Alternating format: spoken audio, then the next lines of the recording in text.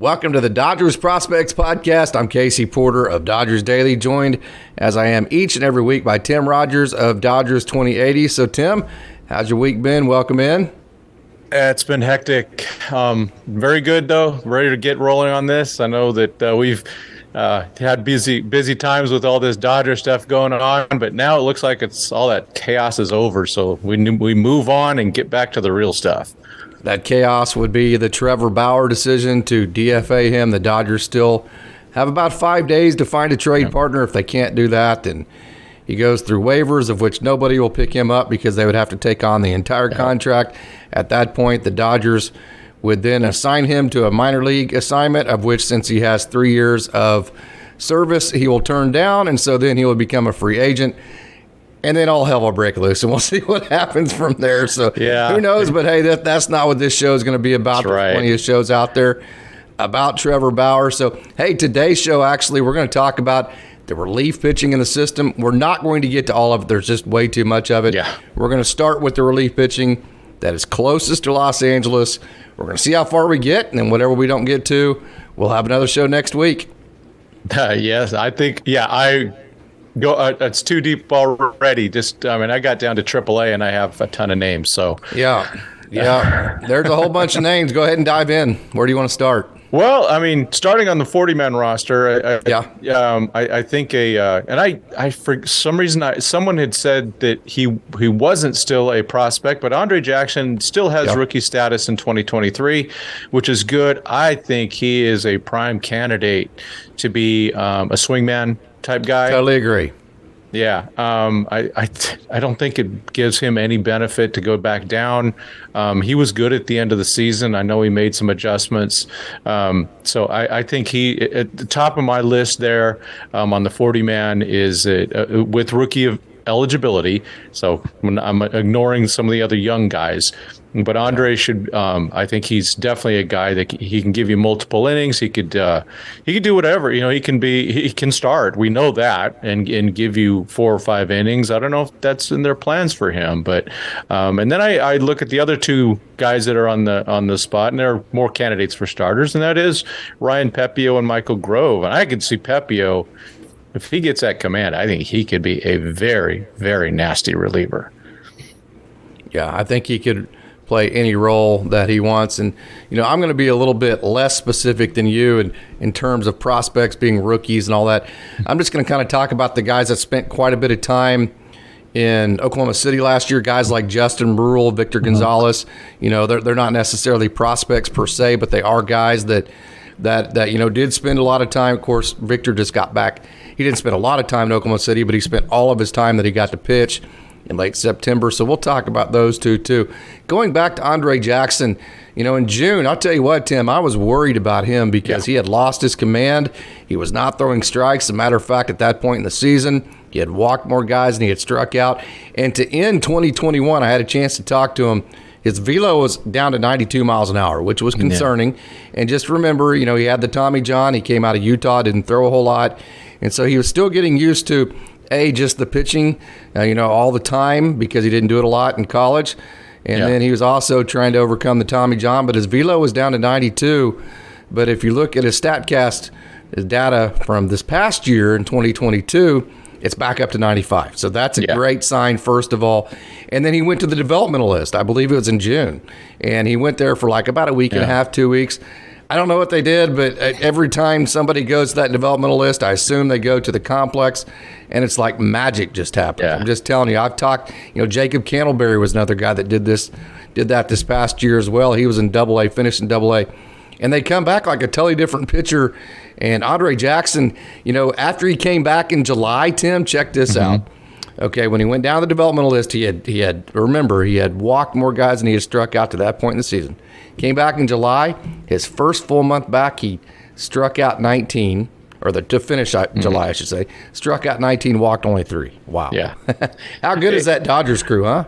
I know. It's at the end of the day, I think you and I would probably agree that, there's always tweaks, but at the end, sometimes it's just mental. Yeah. Maybe they just need to get back down there and, I don't know. Just find out what they're good at. Yeah. And get back to that. I mean, it's, the seasons get long and you can fall into, if you fall into a habit and it's a bad habit, and not every coach is going to pick it up.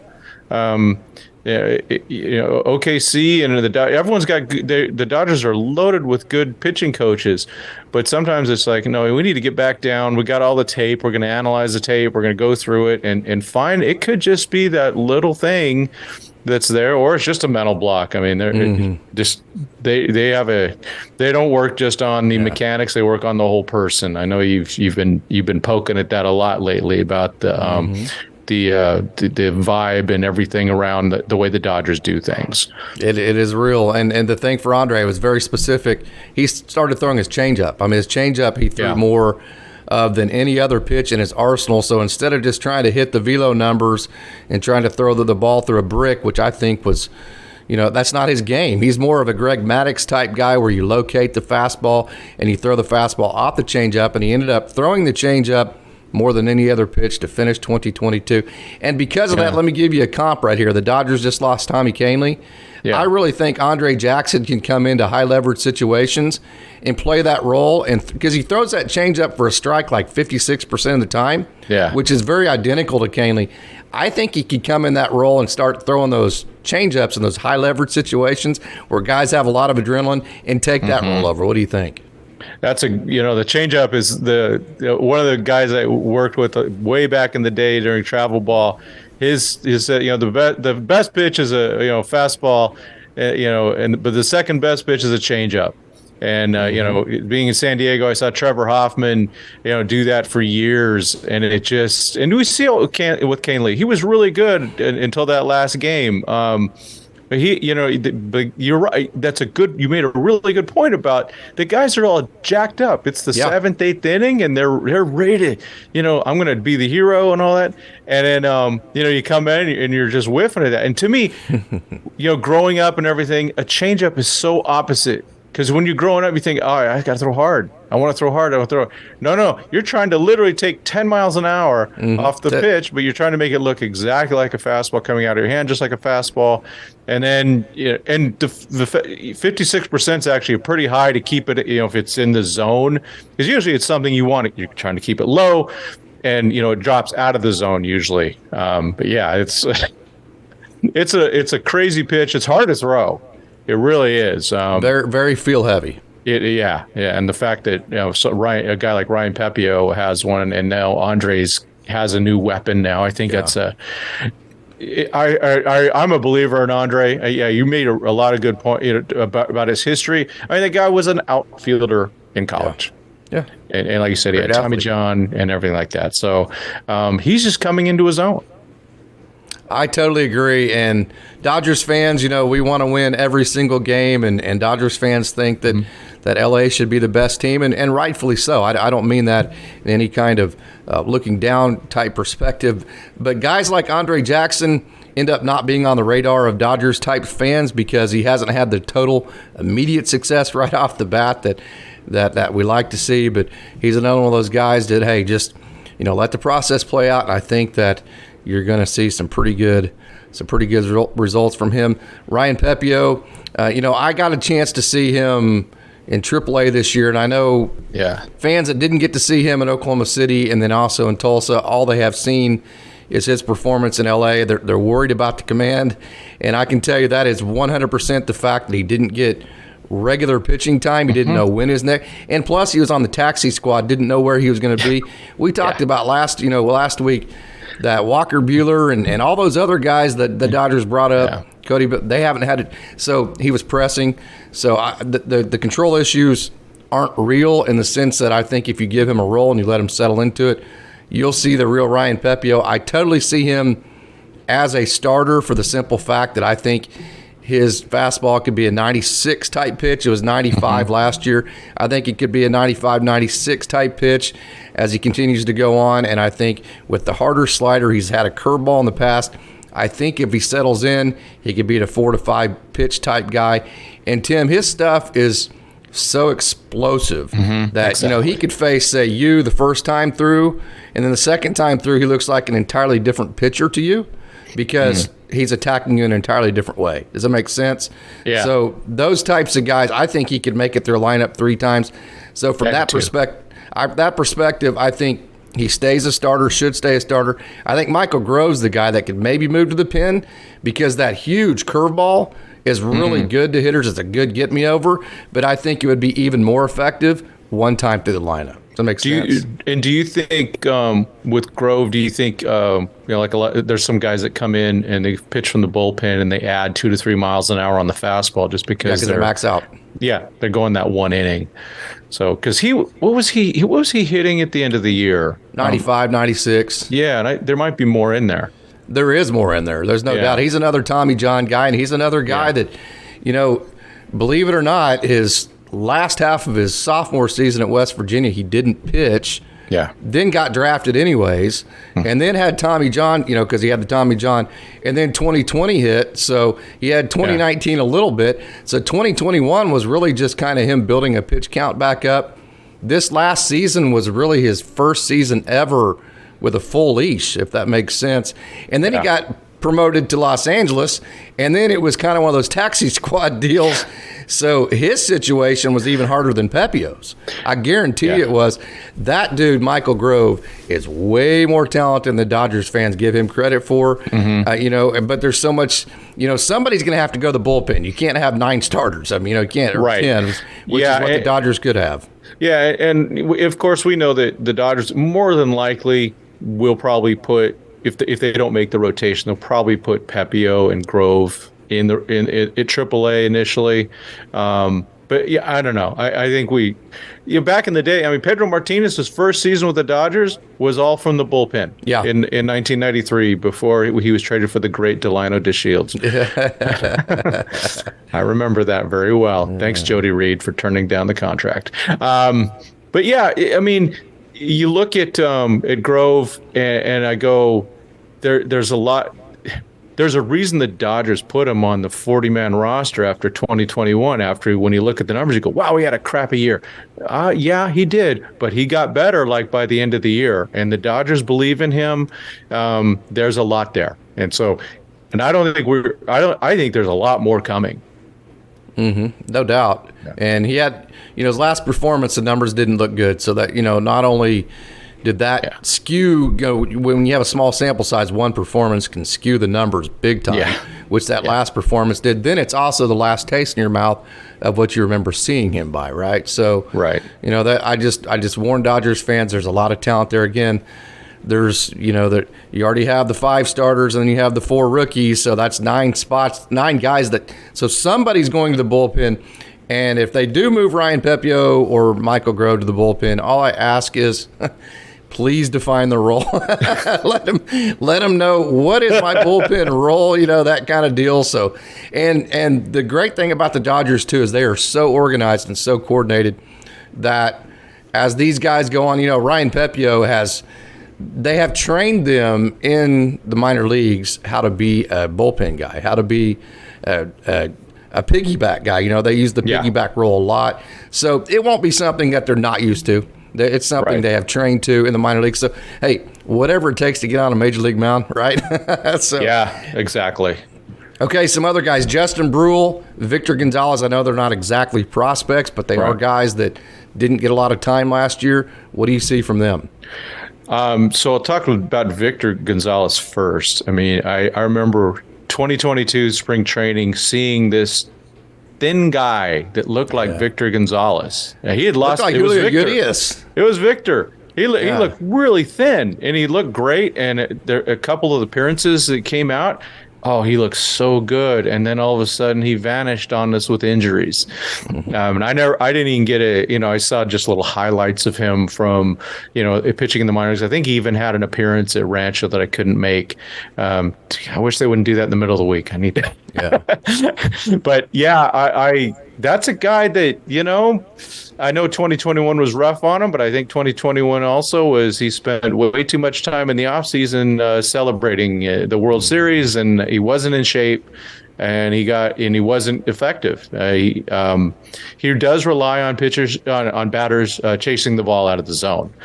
But you got to be close. You got to, you can't be missing by a lot. You got to be, mix in some strikes every once in a while that are not just meatballs. Because if you start getting too much into the zone, those major league hitters will make you pay. And he just didn't look good in 2021. So, but it'll be interesting to see if he's healthy. I think he could be really good. Brule comes at you differently. I mean, he's coming in there throwing really 89, 90 mile an hour sliders the whole time. He's just he throws his cutter the most. Yeah, he throws his cutter about 86. Is it a cutter or a slider? Yeah, it's a cutter. He throws it about 65% of the time. He throws a slider too. Yeah, he throws a cutter and a slider, and they probably have a lot of crossover. Yeah, they look a lot alike to me, just on on the television.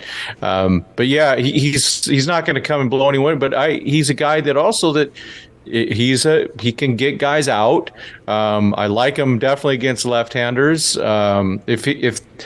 If this was before 2021, he's the loogie, the left-handed one-out guy. But that time's passed, and it's up to him to make sure he can work. And I'm sure he's working on it. Working on getting those righties out also. But he brings a different look. I know the Dodgers I think it was after 2021, talked about getting more different types of looks in the bullpen. I think that's one of the things that Brule provides. I mean, you got a guy coming in and, trying in last, he used to, come in and throw high 90s with all the movement. But then you bring in a guy like Brule, it's almost like, okay, now we get changeups all of a sudden. 89 on the sinker is what he averaged. 89, with the two-seam. So we're getting all sorts of different looks. We have in the major league roster, we got Hudson, we got Evan Phillips, obviously. Vesia. Both those guys, those guys will throw pretty hard. Vesia comes in, he's throwing a lot of fastballs. Fergie was lighting it up pretty good, lighting up the radar pretty good last year. Yeah. And so but you start looking, okay, get some different looks, but Brule's different than all those guys. Yeah. And it's so that I think that's where he's kind of a niche type guy. Yeah, I agree. Totally agree. And he'll see plenty of time in the major leagues this year. I think you absolutely have Justin Brule nailed. I think he's the guy that you look through the matchups and you say, okay, what part of the game do you bring him in? And I know Dodgers fans get frustrated with all the sabermetrics, but I think all the data that the Dodgers do use, I think they work to Justin Brule's advantage, because I think it will be fairly simple for Dave Roberts to find the best 3 outs for him to get throughout games. And if that's the scenario to where they're putting him in based on the best matchups, Justin Brule will be very, very good. 65% cutters. He averaged 86 on the cutter. Yeah. He throws a slider about 20% of the time. He hits that at about 78.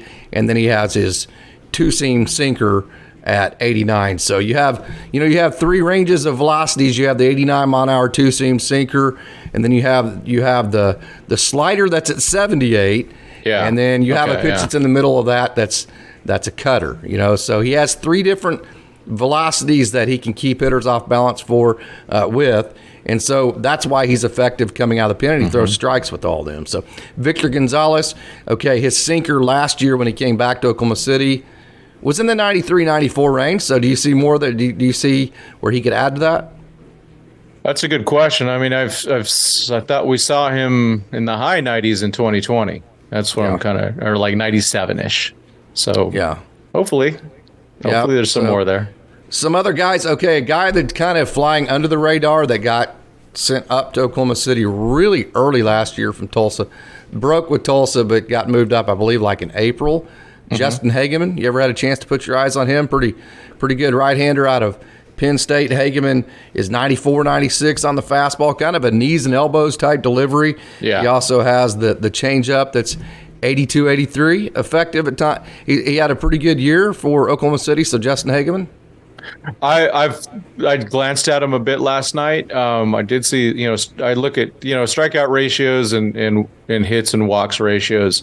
And of course I didn't write the walks ratio, but the strikeouts were over 1 per inning pitch, but also so were the hits. So that's a concern for me. Do you have his walk rate at all? Do you know if it was, I'm looking for a 3-to-1, 1 walk per inning per 3 innings, but I did, for some reason I didn't write that one down. I did it on just about everyone else. if you keep going a minute, I can get you the numbers. That's fine. Exactly. Well, Marshall Kozlowski's another one. Let me give you a couple other names that you can chew on. There's a lot here. of guys down there. Nick Robertson, Mark Washington. I know you can dive on them pretty good. We'll get back to Justin Hageman here in a minute. So talk about Nick and Mark. Well, so it's interesting that Robertson in 2021 at Tulsa was, just amazing. Mm-hmm. And then the Dodgers rewarded him by starting him in Double-A again in 2022, and he wasn't as good.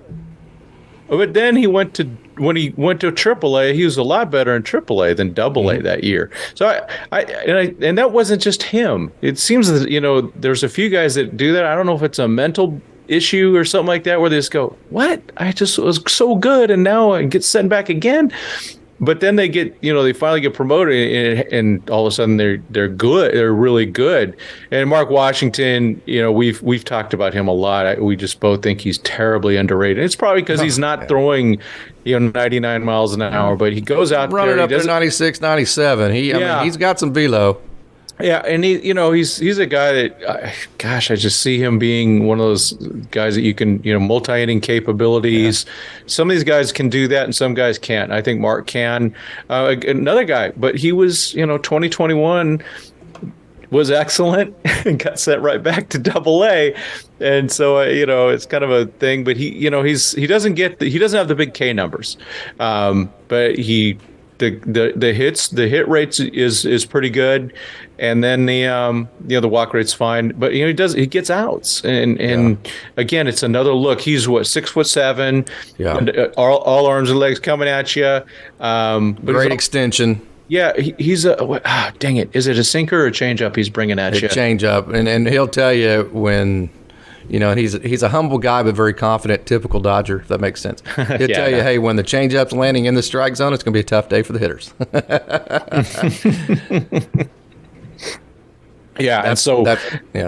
I look at him, and then and just another guy that's at AAA that ended the season there. He's obviously projected as a starter, but again, could be dynamic in the bullpen if it's late in the season and they don't have a spot in the rotation, and that's Bobby Miller. Yeah. If he came out of the bullpen, he's probably throwing 102. Yeah. Yeah, Gavin Stone was a closer at UCA, so Gavin Stone actually has extensive experience at bullpen work and being in high leverage situations. Yeah. And so, when he first came into college, so he was a closer and then moved to the Friday night, and then obviously his last start there at UCA was a no-hitter. So right. Gavin Stone, another option. Yeah, the possibility. There's options. We talked about the four guys. The Dodgers already have the rotation of five, and if I leave one off, just correct me here. Kershaw, Urias, Gonsolin, Dustin May, Syndergaard. There's your five. Right. Then you have the four rookies that are starters right now, but to get them the innings they need, somebody's probably going to have to go to the bullpen at some point, at least, if not, maybe not if all four of them. If your five starters stay healthy, all four of those guys might find time in the bullpen. We just don't know. It's the season's gonna. It's what the best laid plans are. It's gonna. When the first shot's fired, the plans change. So it's gonna be the important part. What I see is there's plenty of really good arms. Oh gosh, yes. Trades and free agents, they're fun. Let's be honest. It's great. It's great to talk about, and it's easy to talk about because people all know the names. Clicks. Yeah, clicks. Yeah, of course. Yeah, you put the word. You put the word. Back in November, you put the word Verlander in your title. I think people. I say that we joke because I think people realize one thing I like about Tim, and the reason why we do such good work together, in my opinion, is that we don't put stuff out just for clicks. Right. We put stuff out that we only believe is worthy of actually covering a prospect, right? Yeah, we want you to click, and we'll put the guys' names in that we want in there, but we're not going to go, like in this one, I'm going to say the word, Verlander. We're not going to put Verlander in the title to get that click. Yeah, right. Hey, Justin Hageman, walks per 9 innings, 3.54. His K per 9 innings was more than 1 per inning, 9.29. Yep. So, a lot of the data suggests that Justin Hageman's on his way It could be. He's definitely an underrated guy. I've never even been able to, even at spring training, been able to snap pictures of him. Yeah. But there's more. There's a lot more guys. There's a couple Adam rounds. Caloric? Who? Adam Caloric? Not I'm necessarily. not. I know he's there. I just didn't talk about him because I didn't write about him. But the Juan Soto killer, right? Yeah. Yeah. But I was looking at, a guy that was on the fast track before he got hurt was a Marshall Kozlowski.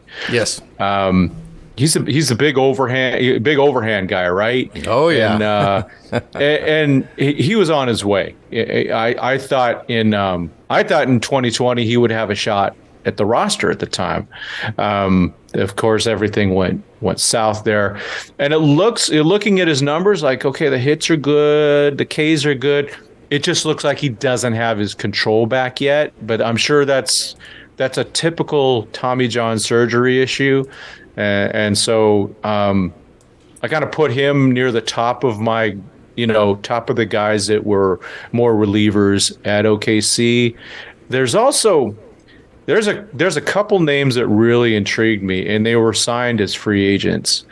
One is James Jones. Mm-hmm. 34 years old, former center fielder, literally 34 years old. But the Dodgers got him. They signed him for a reason. Big Ks, big strikeout rates, low hits, and it's walks. Yeah. And then there's the other guy, recent. I think it was Brian Hudson from the Cubs. Yeah. 6'8" lefty. Yeah. K rate's good, but like most of these guys, the walk rates are killing them. And I think if I were to sum up everything I've seen, is kind of diving a little bit into the numbers, going, most of these guys are just a few less walks away. Mm-hmm. From taking that big step, just one rotation away. You talk about in baseball, you don't make major changes. You make minor tweaks as the season goes on. Yeah. So a lot of those guys, you're talking about, Andre Jackson was one. You just make that minor rotation, minor tweak, and then all of a sudden you're right back on. Hey, Marshall Kozlowski, couple notes on him. Fastball, low 90s, so he's not the guy that's going to run it up there 100 miles an hour, although he is a big guy. He does have good extension, but he's not going to run it up there, like 100 miles an hour. So fastball, low 90s, slider change guy, and he was in a bad car accident. And he ended up college at West Texas A&M there in Canyon, Texas. I've been there many times. I've actually gotten to watch the state play of Texas there, right there in Canyon, Texas, where they have the thunder that comes right down the cliff and everything. Really cool. So, hey, he's in the Hall of Fame there. He pitched there for 1 year. He's in the Hall of Fame there. Matter of fact, like I said, just 1 year, made the Hall of Fame of that school. That's because he was that good. And that 1 year, he set the school's all-time single-season strikeout record. And I know people there absolutely love Marshall. I've had a couple of communications with him. We have not been able to coordinate a time to talk, and so I'm looking forward to getting to talk to him. But wonderful young man out of Texas, and finished his career there at West Texas A&M, and was a big-time strikeout guy. I don't think Dodgers fans realize this, but he's been in the Dodgers system for a long time. So he's really paid his dues. He's grown up under the greatest instruction in the game, in my opinion. That would be the Dodgers system. So he's a guy that I think, has a good chance of breaking through this next year. And I know he pitched in Mexico this past winter. He's done. He just finished up about a month ago. Good. Pitching in Mexico, trying to work on a few little changes and tweaks that he wanted to make, as you mentioned, to get the walk rate down, to throw a little bit more strikes, because when he's in the zone, if you look at his average against and all of that kind of stuff, it's very, very good. Right. Yeah, no, you talked about that car accident. I remember a few years ago, there was a story in The Athletic that was written about him. It's been a while, but I think that was 2019 or something that the article came out. Let's see. I can't pronounce the guy's Oceanbine? Yes, thank you. Yeah, Oceanbine. Yeah, out of Eastern I want to say Kentucky. Oxenbine, but Ocean. Just Ocean, like Oceanbine. Yeah. Okay. Oceanbine. That makes it easier. Yeah. I remember taking a picture. I got a bunch of pictures of him in 2020 at spring training. Like, huh? How do you say this name?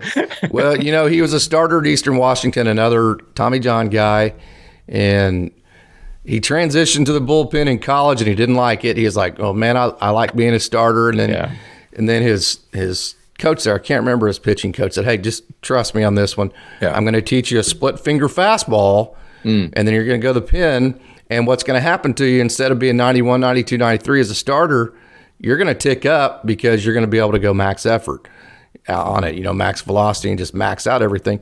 And the next thing he knew, he was 95, 96. Now, he was not hitting 90 feet. He dealt with injury last year. Yeah, I was going to ask you about that. Yeah, so he was more in the 92, 93 range, but he's one that's very unique. He's kind of that Andre Jackson-ish type because he has the split finger. We've talked to Zach Plunkett and Kendall Williams. I've talked to him too, that have the split finger. It's such a unique pitch. Of course, it profiles as a changeup, but it is a little bit different as far as the metrics and the movement. It profiles as a changeup. So anytime you have a fastball that has the ability to get to the 94 to 96 range, and you're going to mix that with a good slider that turns left, and then the split finger that turns wherever the heck it wants to turn. Right. Well, that's Tony Gonsolin throws. He throws, absolutely. He throws a split. Yeah. And we've seen Tony Gonsolin deal with injuries just like Aaron Oceanbine, but when he's healthy, this dude's good. The thing about the splitter, I remember emailing the great Dave Stewart about that, asking, should my son learn a splitter? And he goes, man, you got to be real careful. You got to throw it perfectly. You're going to get hurt. Yeah. Because that's what broke his career going, got him going. And he won, 20 games in a 4 years in a row. So with Oceanbine, gosh darn it. Hey, trust me. Just kidding. Just go into milb.com and watch some of the games, and about half of the play-by-play guys do the same thing. Well, that's probably where I got it. So the injuries, because it looked like he started well in 2022, but then he was unhittable for like the first month and a half. I don't even think he gave up a run for like his first 12 outings. Tulsa. Then they promoted him. I'm guessing he was already injured by the time that he was in AAA. Because his numbers in AAA were rough. I'm just guessing. We don't know. Usually an injury, just because someone shows up on the injured list, doesn't mean that's when they got hurt. They could have been trying to recover, deal with it. They don't talk about it or something. I don't know. But his numbers were all of a sudden went really, really got rough on him. I kind of comp his transition to AAA to Ryan Pepiot. When your best pitch, well, I don't want to say best pitch because Pepiot has a really good fastball and a good slider, good curveball when he wants to. I don't think he's throwing his curveball as much. But when you're talking about a split finger and you're relying on tumble and fade, same with the changeup, man, when you're going to like Salt Lake City, in Albuquerque, and places of altitude like that, that affects that. And I think that's a big, big, big adjustment for guys that are used to their secondary pitch getting a lot of swing and miss because, instead of that, it's hanging more and then they try to be perfect with it. And then all of a sudden it messes with your mind. You're like, oh my gosh, I have to be perfect. Then all of a sudden you're not throwing as many strikes as you should, so I think there was, as far as the AAA transition for Aaron, I think there was a little bit of, he wasn't 100% healthy. Obviously, he went on the IL on a couple of different occasions, and then also the transition to the not so good altitude, not playing well with his split finger.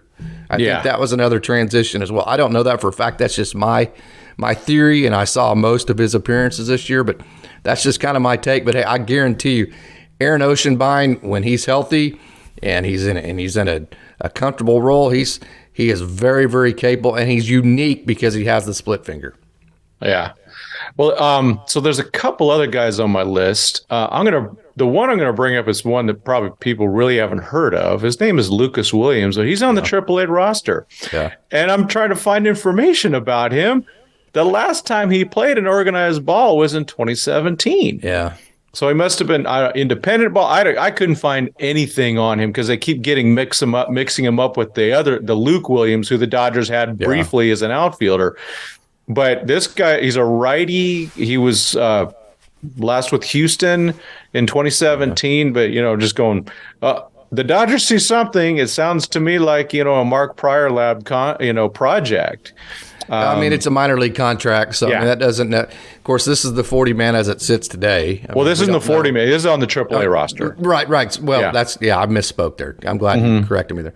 But that doesn't mean that's what the Oklahoma City roster is going to look like when they break camp. Oh yeah, yeah. They plant all those free agency guys in those the Rule 5 draft minor league side. They usually plant them at this level or AA. Yeah. But there's one other guy that I saw a lot of in 2019. That's Logan Sallow. Yeah, lefty. Yeah. Now he was hurt all last year. Yeah, he only pitched in 2 games. But I went and looked on his Instagram last night, and he sounds like he's healthy. He was pointing at his shoulder, saying, ready to go and all that. So he's interesting. They got him. In the Wilmer Font trade years ago. Mm-hmm. Yeah. Oh, Wilmer Font, man, I got to see him pitch a lot. That dude threw too many strikes. Yeah, I guess someone signed him back. Yeah. He's coming back after a couple years overseas. Big old talented dude, man. Yeah. But the Dodgers got Logan Sallow for him, and I saw him a ton in 2019. He got promoted because he was striking everybody out, just coming in lefty, throwing his slider. Down there, you can't believe the radar gun because it's all over the place, So I just ignore it. So I really don't have any metrics on him, but his slider didn't look.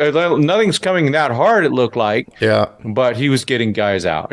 Striking guys out, not just getting. It was swing and miss big time. This was when Rancho was high A, not low A. He made the All-Star team for the California League, and then got promoted pretty quickly. So I made sure to grab some pictures of him because I knew he was going to promote it. So I grabbed some pictures of him, and then he got promoted. So, did you see him at all in 2021?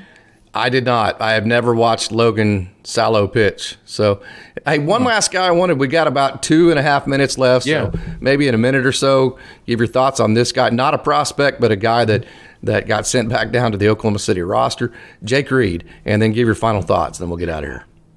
Good old Jake Reed, man. Yeah. He's on last year. Yeah, he's on the release train. It's cool. I think he's again a different look with that. He coming more from the side, and he's a guy that they're gonna.